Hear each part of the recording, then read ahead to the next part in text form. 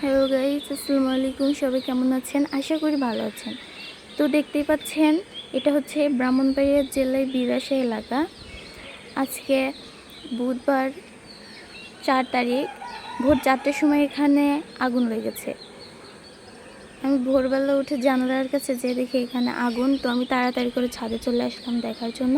এই যে দেখতে পাচ্ছেন এলাকা পুরো খালি, সব মানুষ ওখানে চলে গিয়েছে।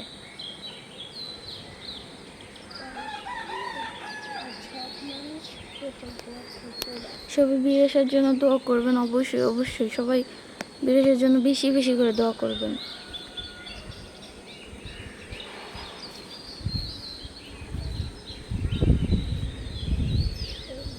অনেক বেশি ভয়ঙ্কর শব্দ আসছে এখান থেকে। আশা করি সবার দোয়া রইবে বিরাশার জন্য।